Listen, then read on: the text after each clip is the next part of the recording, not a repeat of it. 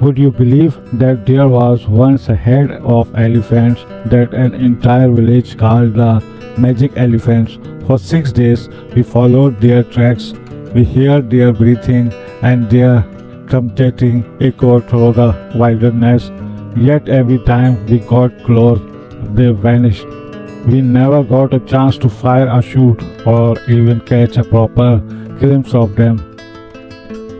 During this dangerous pursuit, we encountered furious rhinos, man-eating lions, and a gigantic cow elephant, but the real mystery was still ahead. Then one morning, after a strange ritual performed by African witch doctors, we finally got close enough to these elephants to feel their breath. What happened in the next few moments became the most dangerous hunt of my life. This is the true and astonishing history of Africa's magic elephants. The truth is that I am not a superstitious person. No matter how many black cats cross my path, I neither panic nor change my route. I do not hesitate to walk under a ladder. My university room number was 13, and I spent a perfectly comfortable year there while passing all my exams. I am not afraid of lighting 3 cigarettes for a single match, nor do I believe in witchcraft, ghosts, charms, or magical amulets. Yet, despite all this, I am about to describe events exactly as they happened while I was hunting elephant in Tanzania, then known as Tanganyika. If you were to ask me publicity how these events occurred, I would dismiss them as nothing more than an extraordinary coincidence. But if you promise not to tell anyone else, I would simply remain silent. After all, anyone has the right to keep certain opinions to themselves. At that time, I was hunting elephants in the Tanzanian wilderness. Several days had passed without a sighting of any elephant carrying tusks large enough to be worth pursuing. From dawn until dusk, we followed small groups of elephants, but whenever we finally caught up with them, they turned out to be either females or young bulls whose tusks were too small to interest a trophy hunter. While tracking and inspecting elephant herds, we also had several unpleasant encounters with ill-tempered females and playful but troublesome young elephants. More than once, we escaped serious trouble without firing a shot. As the day dragged on, the constant tracking, dodging charges, and struggling to stay alive began to wear heavily on my nerves. I was physically exhausted and mentally drained. One day, while returning from yet another unsuccessful hunt, we meet a group of local villagers in the forest following African custom. We exchange greetings, handshakes, and inquiries about each other's well-being afterward.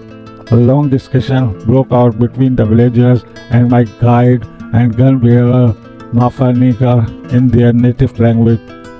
When the conversation ended, Mafanika informed me that we would move our camp to a different location recommended by the villagers.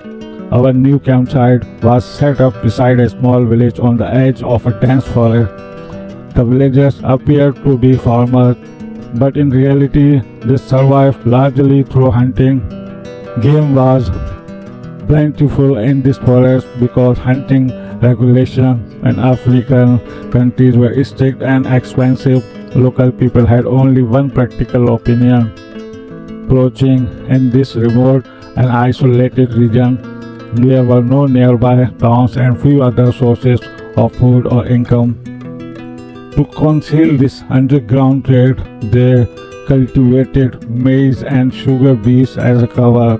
According to the villagers, a large herd of elephants had been visiting the area for several days and had completely destroyed their fields. A glance at the damaged farmland was enough to confirm that they were telling the truth. The elephant lived in a nearby bamboo forest. However, the village chief offered another piece of information. with complete seriousness.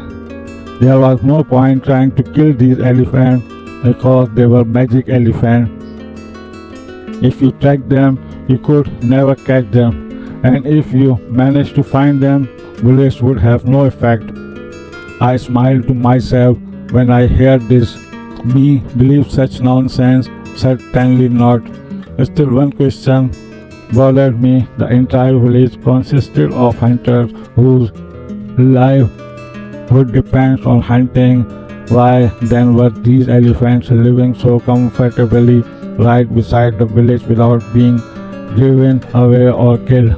But my eagerness to hunt elephants prevented me from dwelling on the question. What mattered to me was that the fields were covered with elephant tracks, and among them were the footprints of several enormous bulls, truly gigantic animals. So we settled in. After pitching camp, I sat down in my favorite hunting chair with a cup of tea and began to think. The first thing that puzzled me was this: the village fields had already been completely devastated. There was hardly any food left in them. Why then did these elephants continue returning night after night? According to local accounts, the elephants came every evening. They had become so bold that shouting, throwing burning torches, and even heavy gunfire failed to drive them away. They simply continued their raid as though nothing had happened. At first, the villagers had fired at them with their old-fashioned rifle and had managed to wound one or two elephants slightly, but this achieved little. Instead of scaring the herd away, the gunfire only made the elephants angry and they began charging after the villager. By the time we arrived, it seemed inevitable that sooner or later someone would be injured or killed by these enraged animals. Considering all this, the idea of tracking the herd and trying to shoot one of its giant bulls no longer seemed quite so appealing. However, a careful examination of the track revealed that there were at least two or three truly magnificent elephants in the herd, and the villagers, according to the villagers, the tusk of these elephants almost flowed the ground when they walked. That was probably the reason I chose to ignore all the unfavorable circumstances and remain at that camp, pushing every concern to the back of my mind. That night, the elephants arrived in the field at about 10 o'clock and created such an uproar that none of us could sleep until well after midnight. We first became aware of their approach through their trumpeting, which could be heard from a great distance. In the silence of the African night, the sound of elephant trumpeting can have a deeply unsettling effect on the human nervous system, especially when you are only sheltered in a flimsy canvas tent. As a precaution, I picked up my rifle as soon as I heard the first distance call and sat on a chair at the entrance of my tent. The trumpeting grew steadily louder and closer until the herd was almost upon us. Then, for no apparent reason, the elephant began trumpeting together in a coordinated chorus. Perhaps their keen sense of smell had detected not only the scent of the villagers but also the smell of new arrivals, the unfamiliar scent of our bodies and equipment. If so, their noisy display may have been their way of announcing that the new strangers had entered their territory. To keep the elephants away from the village, the local had once again built large bonfire between the field and the huts. In addition, every villager, man, woman, old people and children was making as much noise as possible with drums, tom, metal tins and other improvised instruments. But instead of being frightened by the fire and noise, the elephants seemed to grow even bolder. They appeared to regard the deafening rackets as a grand welcoming ceremony held in their honor. gathering in the field before the village. They stood there for nearly 2 hours, receiving this tribute while continuing their raid. It was a remarkable sight. On one side of a long wall of flame stood the giant elephants, waving their trunks, flapping their ears, and making tremendous noise. On the other side, from the dark and cramped huts, came the sounds of drums, gongs, and shouting mixed with the clamor were streams of colorful, swirly, insult direction at the elephant. Amid this sense of chaos, I sat perfectly still in my chair, gripping my rifle with both hands so rigidly that I might have been carved from the chairs itself. Fortunately, the elephant showed no attention on attacking our camp. After spending 2 hours competing with the villagers' noise through their own thunderous trumpeting, they finally turned around and disappeared into the darkness from which they had come. At first light the next morning, we headed into the field. The soil had been churned up until it resembled the floor of a wrestling arena. It was covered with countless elephant tracks. After careful examination, we concluded that at least two of the elephants were exceptionally large. However, one mystery remained unsolved. Why were these animals visiting field but not even a blade of grass remained? In any case, we picked up the trail and began tracking them. The task was not particularly different. The entire herd had entered together and left together. As a result, their passage had created what looked like a broad road through the loose earth. The question of which weapon is best suited for elephant hunting has filled countless books and articles. Some hunters recommended medium bow rifle and support their argument with impressive statistics and scientific calculation. They explain how far a rifle can shoot, how much powder is contained in a cartridge, how much the bullet weighs, and what velocity is achieved when fired through a barrel of a certain length. They calculate how far it travels in fractions of a second, how its trajectory rises and falls, and at what speed it returns to its line of flight. Then they describe the amount of energy the bullet carries when it strikes an animal, measured in foot-pounds of even tons of impact force, and use these figures to prove the effectiveness of their preferred weapon. The problem is that such recommendations are often delivered from the comfort of well-furnished drawing rooms, where hunters enjoy impressing listeners with their knowledge and bravery. In doing so, they overlook an important reality. For generations, African elephants have been hunted with light, medium, and heavy rifles. As a result, they have gradually returned from open grasslands into some of the darkest and densest forests imaginable. In those forests, a hunter often gets only one chance to fire, and that chance comes at extremely close range. Success depends on eliminating every possible opportunity for error. In dense jungle, where every few steps require pushing aside branches, vines, and thick undergrowth, your life depends entirely on that single shoot. The elephant may be standing only 4 to 10 paces away. If the shoot fails, the consequences can be disastrous. It hardly needs to be said that under such conditions, no sensible hunter is concerned with the impressive velocity, vigor, and long-range performance described in books about lighter file.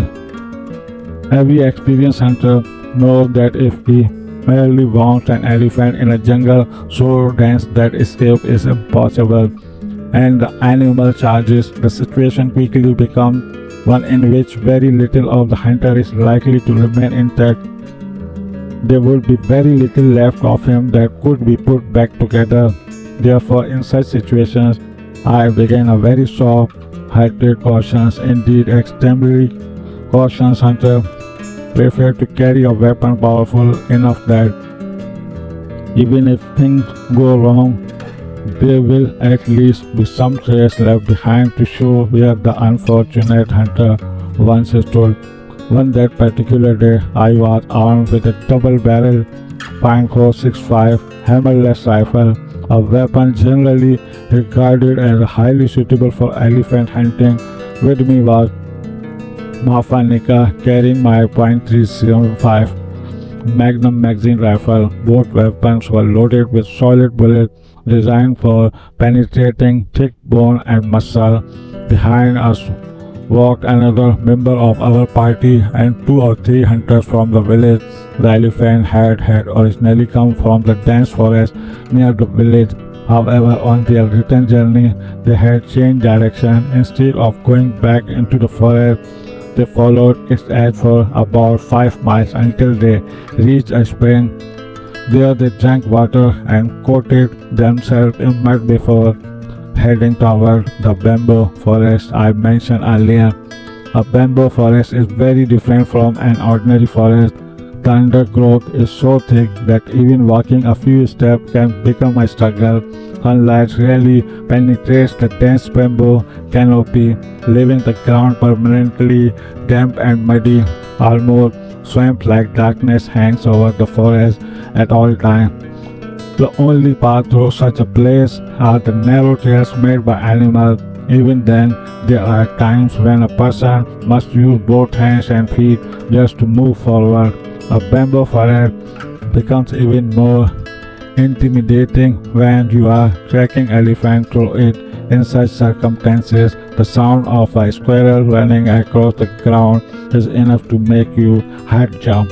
In a single second, you feel as though you have died 100,000 times. In a silent, dark jungle like that, the slightest rustle from animals moving through the undergrowth or either side of you is enough to turn black hair gray. In short, I dislike that bamboo forest intensely. To make matters worse, the trail we were following was covered with thousands of rhinoceros tracks. A rhinoceros is not an animal any sensible person wishes to meet on a narrow path in a dense jungle. This also suggested that the elephant had chosen their refuge very carefully. Our progress through the bamboo forest was painfully slow. Not only did we have to push aside the tangled vegetation covering the trail, but in some places we were forced to crawl on all four like animals. After nearly 2 hours of this humiliating struggle, we finally emerged into the more open woodland. The undergrowth was thinner, the bamboo grew more scattered, and they had given way to towering acacia and banyan trees. The path of the elephant had remained easy to follow. Wherever they had passed, they had broken branches, snapped limbs, and knocked down a small tree. These signs clearly marked their route. After another 2 hours of travel through this more open forest, we decided to rest. Stretching our beneath a large banyan tree, we drank coffee, smoked cigarettes, and relaxed with our eyes closed for 15 or 20 minutes. When we resumed trekking, we soon came across elephant. During that was several hours old. About a mile further on, the elephants changed directions once more. This time they headed towards a low hill.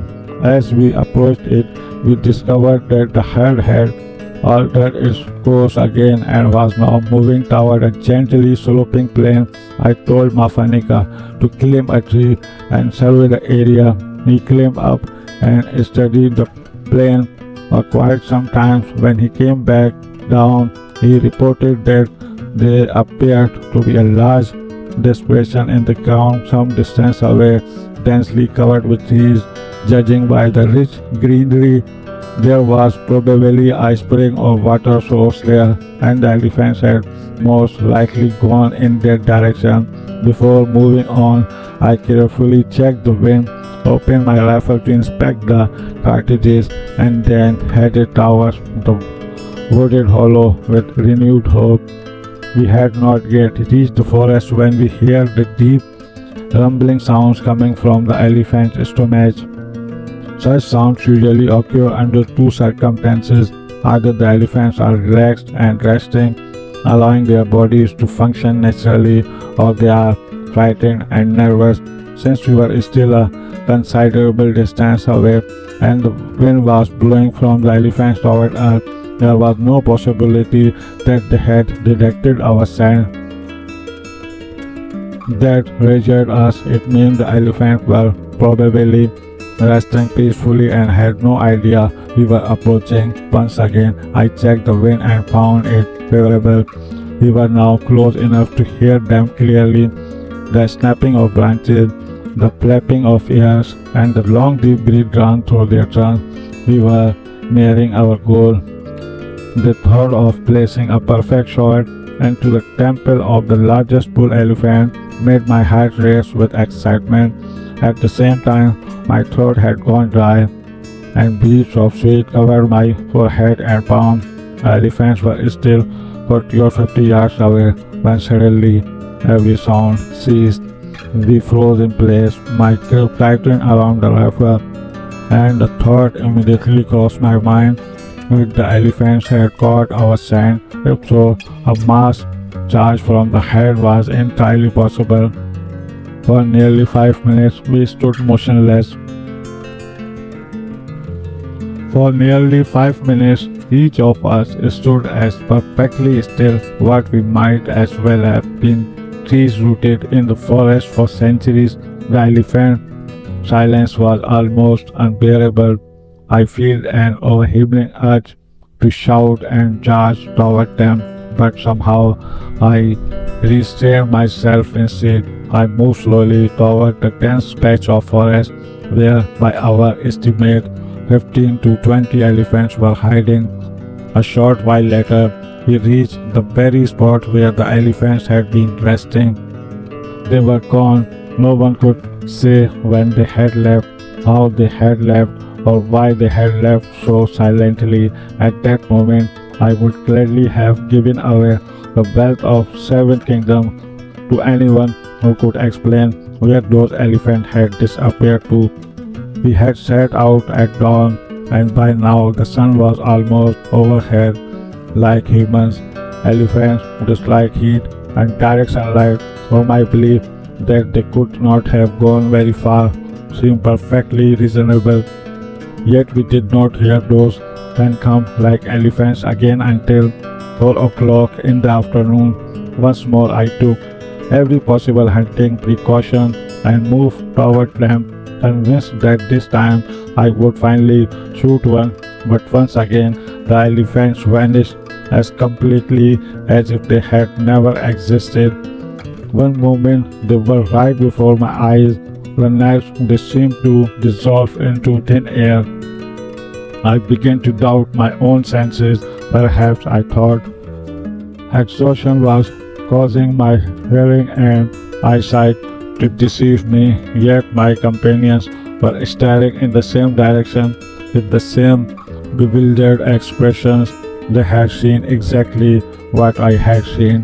By now, we had spent 10 or 12 hours tramping through the wilderness. There is a limit to both physical endurance and nervous strain, and I had long since reached mine, so we decided to return completely exhausted. We staggered back to camp after dark. That night, around 10 o'clock, those impossible elephants returned to the field once again. The drums and gongs began beating. The villagers raised another tremendous racket, and the elephants responded with deafening trumpets that seemed to shake the sky itself. I remained in that camp for an entire week. Every day we tracked the elephant, reached the place where they should have been, and watched them disappear. Every night they returned to the fields, took part in their noisy contests with the villagers, and left me sitting in amazement, wondering whether they were real animals or some kinds of enchanted creature. On the third day of the charge, they led us on a complete circuit of the forest without allowing us even the slightest glimpse of them. We were utterly exhausted. That evening, while returning to camp, I handed my heavy .465 double rifle to Mafanika and took back my lighter .375 Magnum because I was simply too tired to carry the larger weapon. We were crossing a grassy plain when Mafanika suddenly touched my shoulder and signaled me to stop. Then he pointed with the barrel of his rifle about 200 yards to our left. Beneath a large acacia tree stood five lions. Two of them were staring directly at us with wide, unblinking eyes and occasionally growling. I decided that the wisest course of action was simply to continue toward camp. I was not in the mood to hurt lions, nor was I eager to deal with five of them at the same time. After a brief assessment of the situation, my companions and I resumed walking. We had gone only a few steps when one of the lions, a large old lioness seasoned by many years of survival, suddenly charged at us. Apparently, she did not appreciate our casual indifference. Perhaps she had decided to teach us the proper respect due to the ruling family of the jungle. The lioness came bounding towards us in a smooth flowing rush. Before this little demonstration would turn into a serious problem, I took my heavy double rifle back from Mafanika and stepped forward. The lioness continued her long, powerful strides toward us. There was something regal about her approach, yet at the same time something unmistakably dangerous. Then quite suddenly, she stopped beneath a tree at the distance of roughly 110 yards. There she stood growling. As she growled, she kept her eyes fixed firmly on us. Although I had succeeded in frightening away the five lions, my own body was trembling and I was drenched in cold sweat after an entire day of hard travel and exhaustion. An encounter not with one lion but with five could hardly leave a pleasant impression.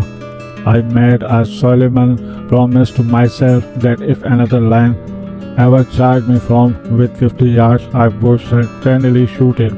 The fourth day was spent in another fruitless chase after the elephant. On the fifth day, while tracking them, another incident occurred. A rhinoceros charged and tossed my number one gun bearer, Mr. Juno, into the air. Fortunately, the rhino was not in a particularly bad mood. Otherwise, Mr. Juno would not have escaped too lightly. Even so, he suffered a number of injuries. More importantly, the encounter left such a deep impression on his nerves, and for several days afterward, merely hearing the word rhino was enough to make him uneasy. By the sixth day, when we once again entered the forest in search of the elephant, there could hardly have been two more exhausted, discouraged, and bad-tempered hunters anywhere in the world. During the previous 5 days, we had covered nearly 150 miles pursuing these phantom-like elephants. Yet despite all that effort, we had not been rewarded with even a single proper sighting. On many occasions, we had come within 50 yards of them. We had heard their deep breathing, the flapping of their ears, and even the rumbling of their stomachs, but we had never actually seen them. Their uncanny ability to disappear had begun to affect even a particular and skeptical man like myself. For the first time, I found myself wondering whether these elephants really were magical creatures beyond the reach of ordinary hunters. Yet my mind still refused to accept any supernatural explanation. That was why, despite repeated failure, I continued the chase. On that sixth day, we traced them for nearly 4 hours. By now, we knew every inch of that forest. After leading us around for hours, the elephant climbed a hill and disappeared into an exceptionally dense section of woodland. It was a place where moving through the vegetation was extremely difficult for humans. The elephants, however, followed a narrow trail created by animals. What was easy for them was painfully difficult for us, and our progress slowed to a crawl. Fortunately, the wind remained in our favor. Step by cautious step, making as little noise as possible, we advanced through the jungle. Then suddenly I heard the rustling of leaves and the swishing of grass somewhere behind us. I turned around. What I saw nearly froze my blood. A gigantic cow elephant, enormous enough to resemble some ghostly monster, was walking directly behind us. She was no more than 25 yards away. The moment she saw us turn around, she stopped. It was as if she had deliberately cut off our escape route. Even today, I shudder when I remember that sight. The huge elephant stood with her trunk raised high and her massive ears spread wide. Her tiny pig-like eyes were fixed upon us. Her mouth was open, revealing a red tongue, powerful jaws, and a pair of relatively small tusks. Even in that tense moment, I automatically estimated their weight. Together, they would not have weighed more than 40 pounds. For a few moments, we stood staring at one another in complete silence. The elephant continued flapping her great ears while I tried to decide what to do next. Then, after his brief pause, she began stamping the ground with her forefeet and chanting furiously. It sounded very much as though she were scolding us in the language of elephants. I was perfectly willing to listen to her insult. What I was not willing to do was waste an elephant hunting license which had cost me 75 pounds sterling on a rude and foolish cow elephant, so I decided to wait. If she screamed and threatened us before retreating, so much the better, but if she charged, I would punish her insolence before she had taken 5 more steps. Still trumpeting angrily, the elephant advanced a few paces. I raised my rifle and aimed at the base of her trunk, but before she could take another stop, she suddenly turned to the right and vanished into the thick undergrowth, and she disappeared with such astonished silence that not a single leaf rustled, and did the ground seem to tremble beneath her enormous weight. As soon as she was gone, I was once again struck by the conviction that elephant hunting was perhaps the most absurd and unrewarding pastime in the world, and that the jungle itself was an even greater enemy than any animal living in it. At that moment, I felt a strong desire to leave immediately for some place far less dangerous than this hostile wilderness. No sooner had that thought entered my mind than I turned around and headed straight for camp. My companions seemed to share exactly the same feeling, because not one of them asked why we had abandoned the pursuit of the elephants and were returning home. During my stay at that camp, apart from the 3 shots I had fired to scare away the lions, I had not fired a rifle one. As a result, our diet had been reduced largely to beans and vegetables. Occasionally, the villager would sell us a skinny chicken, for which we usually paid for more than it was worth. One day, while returning to camp, I am firmly convinced that our association with these mysterious magic elephant was finally over. I noticed a young antelope and announced that after enjoying barbecue made from it for lunch, we would break camp and head home. By about 3 o'clock that afternoon, all our equipment had been packed and we were ready to leave. Suddenly, Mafanika and Juno, my 2 gun bearers, stood up and walked off into the forest without saying a word. At first, I assumed that after a long journey and a rare opportunity to eat their fill of meat, they had simply gone off to attend to nature, but when more than an hour passed without any signs of them, I became concerned and followed them into the forest with my rifle. After going only a short distance, However, I realized that if I lost my way in that dense jungle, I would create a much bigger problem for myself. So I returned to camp and waited. Seconds turned into minutes, and minutes into hours. The sun gradually sank in the west and finally disappeared below the horizon. Thick darkness spread across the land. Still, Mafanika and Juno did not return. I knew that both men were experienced hunters who had spent their entire lives in the wilderness. Nevertheless, I was worried because neither of them had taken a weapon. The forest contained a large herd of ill-tempered elephants, several angry rhinoceros, and a family of 5 lions. All of these animals seemed increasingly irritated by our constant presence in their territory. If my 2 companions happened to encounter any of them, the results might not be pleasant. As evening settled in, I occupied myself by shooting an impala, and 4 or 5 days I had dinner prepared and ate. But even after all that time had passed, the 2 men were still nowhere to be seen. I ordered the camp staff to build a large bonfire. Then, every 15 minutes, I personally fired 2 or 3 shots into the air. My hope was that if Mafanika and Juno heard the gunfire or saw the glow of the fire, they would be able to find their way back. At last, around 10 o'clock that night, the long wait came to an end.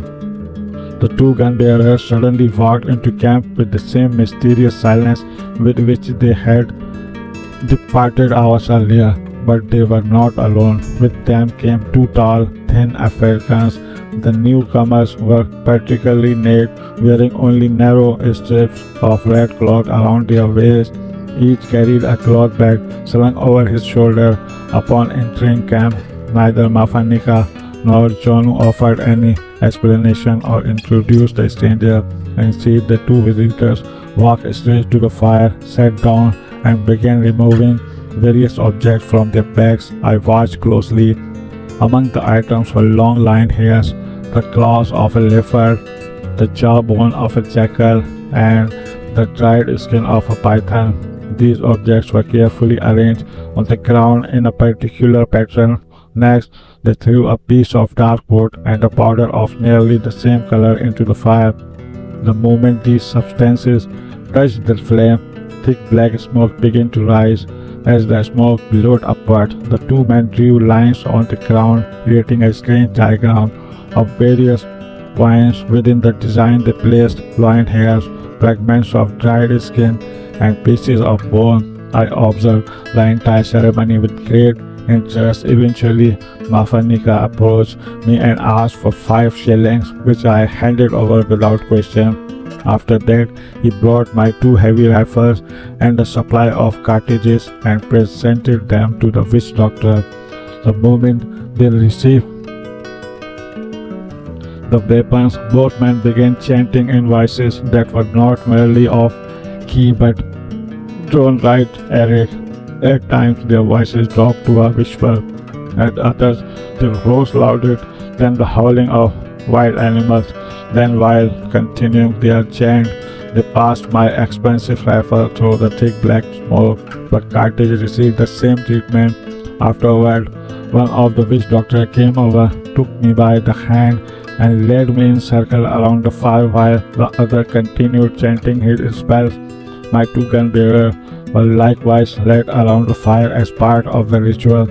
At night, African hunting camps often attract all kinds of wildlife. When our ceremonial procession ended, Mafanika picked up my 12-bore double-barrel shotgun, switched on the flashlight mounted beneath its barrel, and swept the beam around the camp. Several pairs of eyes reflected the light. Among them was a jackal. Mafanika fired. His arm was through, and the animal dropped immediately. The 2 witch doctors hurried over, killed the jackal properly, and collected some of its liquid in their cupped hands. First, they poured a small amount of liquid into the fire. Then they came to me and smeared a little on each of my palms. After that, liquid was rubbed along the barrel of both rifles. The spot on liquid were placed on the cartridges as well. The same ritual was performed on Mafanika and Juno, and finally several liquid marks were painted into our jeep. By the time the ceremony ended, both witch doctors seemed to have entered a kind of trance.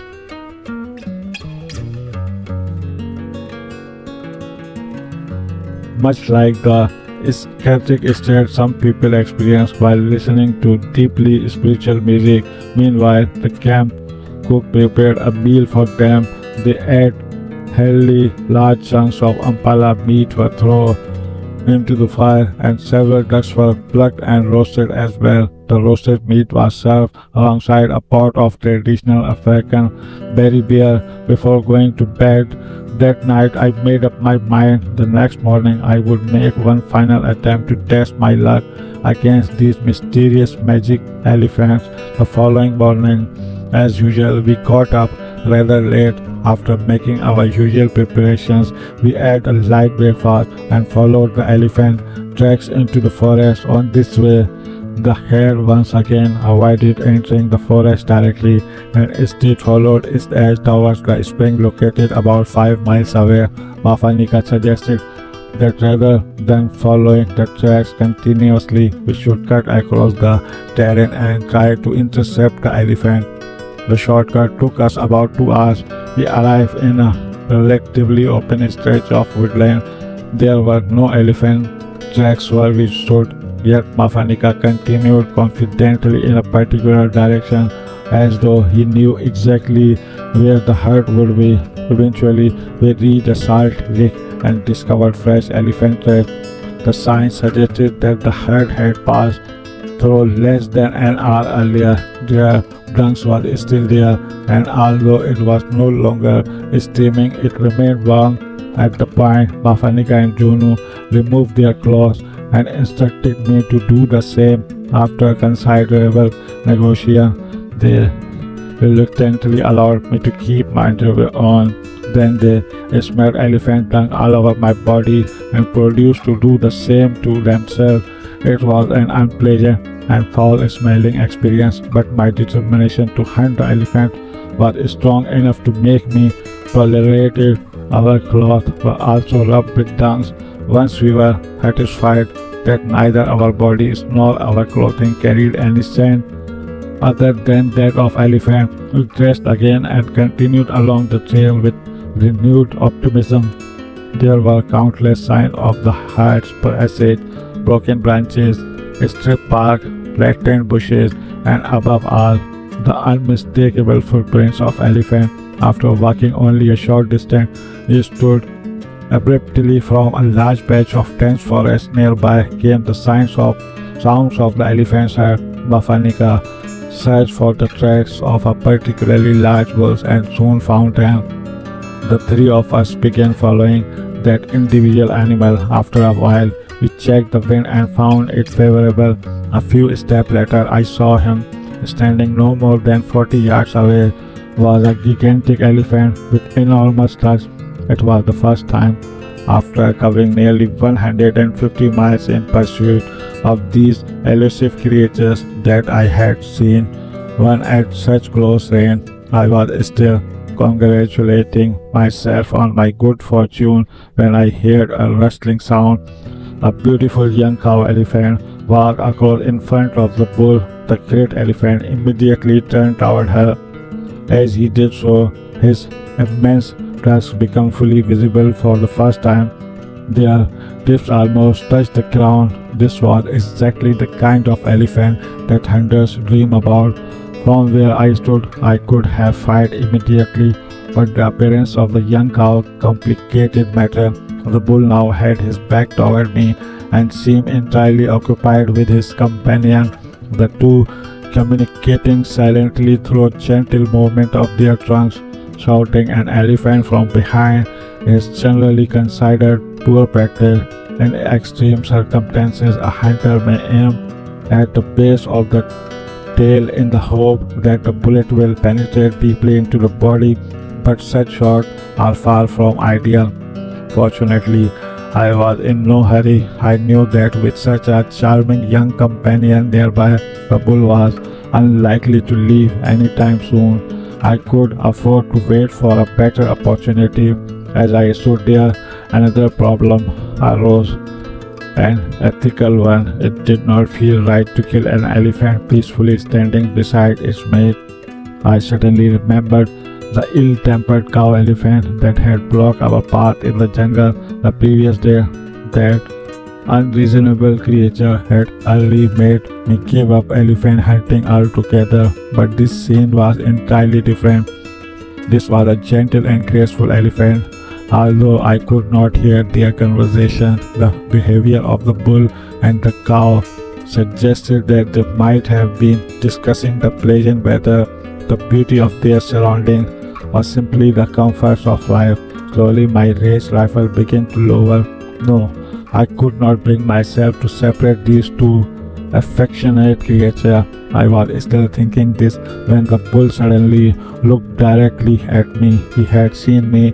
His broad ears swung forward, his trunk rose, his head lifted, his mouth open. Then with a terrifying trumpet, he charged. Those massive white claws came rushing toward me. For a brief instant, darkness seemed to flash before my eyes. My rifle came to my shoulder almost automatically. One barrel of the .465 rose with fire and smoke. The recoil struck me hard, and the thunder of the shoot echoed through the forest. The elephant staggered. He dropped to his knees, struggled upright again, and then crashed heavily onto his side. I immediately ran forward and fired the second barrel into his head as a precaution. Moments later, the giant lay motionless before me. I stood over him, experiencing a strange mixture of triumph and sadness. The young cow elephant and the rest of the herd had fled at the sound of the first shoot. When the tusks were weighted, the right one alone came to 94 pounds, a fact that provided me with a certain satisfaction. Everything that comes into this world must eventually leave it. There is little point dwelling on the uncertainty of life, for death awaits all living things. Although I had decided not to kill the elephant in front of his companion, fate had other plans. Had he not charged me, I would never have been forced to shoot in self-defense, nor would I have experienced the hunt of such a magnificent animal. One final detail remained to be told. When we returned triumphantly to camp, the two witch doctors demanded an additional 7 shillings as payment for their services. I paid without hesitation, and so the story of Africa's mysterious magic elephants came to an end.